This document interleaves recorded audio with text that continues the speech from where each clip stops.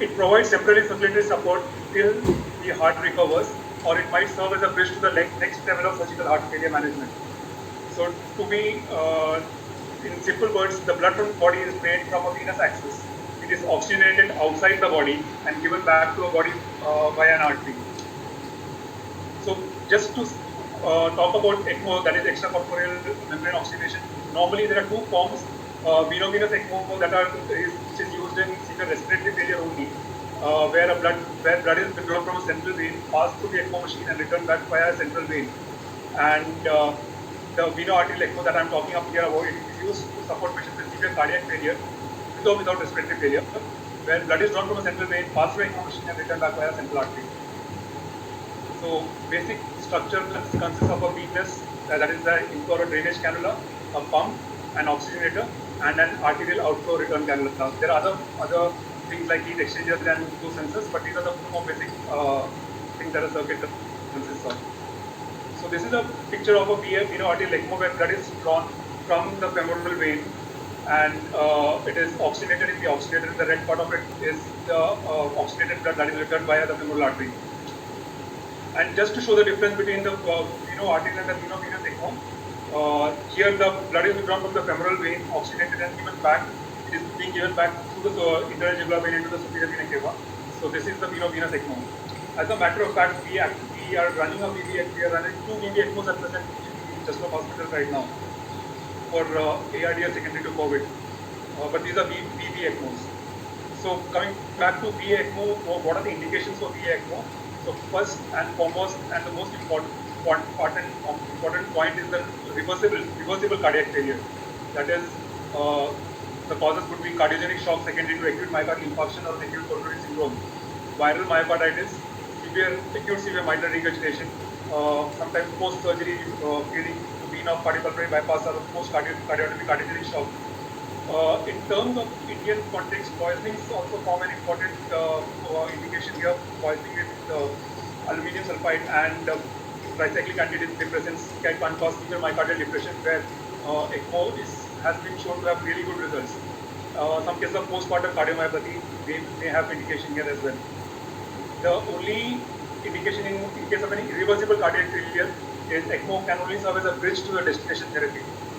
The other two indications which are being expanded right now are severe pulmonary embolism and septic shock, which is still a little controversial use of the ECMO. When we talk about indication, it is very important to think about the contraindications as well. Irreversible diseases like a malignancy, a dilated cardiomyopathy, except if the patient is waiting for final destination therapy like a transplant or a VAD, age greater than 75 years, an intracranial bleed, active bleeding from non-compressible sites, gross multi-organ failure, severe CNS injury, or an unwitnessed arrest for more than 30 minutes. So therefore, ECMO serves as a temporary solution. It could be a bridge to recovery till the heart recovers. It could be a bridge to another bridge, like a temporary VAD before the heart transplant. It could be a bridge to a destination therapy like heart transplant, or it could simply be a bridge to decision, where we are still deciding whether the patient can use a VAD or a heart transplant. So, being a very complex procedure, when you talk to the patient's relatives regarding starting an ECMO, there are a few important points which I would like to highlight that you can help the patient's relatives. One is to explain the nature of the disease and what are the indications for the ECMO here. The most important thing to be explained is that ECMO is just a replacement therapy and it is not going to treat the underlying disease.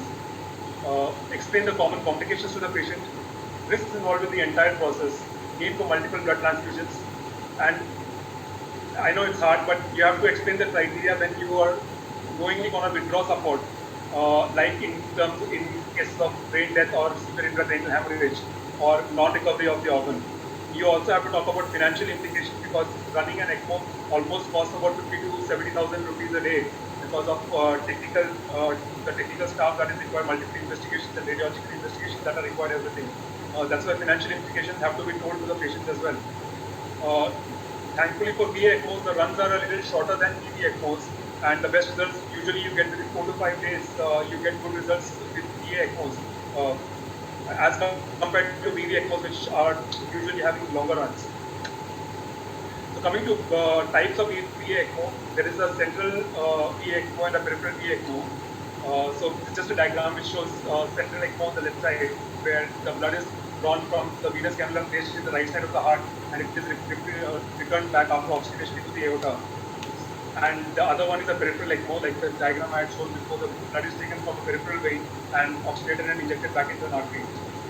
So these are two pictures that on the figure A is and during an open heart surgery where the chest is open and you can see the ECMO cannula in the right atrium and the aorta.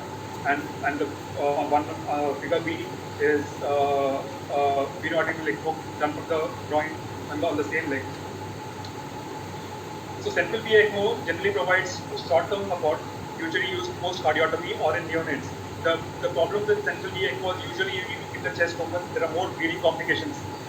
It is physiologically better than a peripheral VA ECMO, but its use is limited in because of the risk of infections and bleeding, and because it cannot be done outside the operation theatre setup. On the other hand, peripheral VA ECMOs can be easily instituted in the ICUs. So depending upon the cannulation strategy of the artery, they can be a femoral artery, sometimes an axillary artery, or sometimes an artery. A graft can be sewn into these arteries, and the ECMO can be initiated from there. Or you can use an innumerate artery as done in smaller children. So again, a picture which shows what the basic structure of cannulation we get. Both the femoral artery and the femoral vein have been cannulated. The femoral venous cannula usually reaches up to the femoral vein, to the iliacs and the inferior vena cava into the right atrial inferior vena cava junction. The arterial cannula usually is placed through the femoral artery into the common iliac or the lower aorta. There is another smaller cannula that can be seen, which is placed distally into the femoral artery.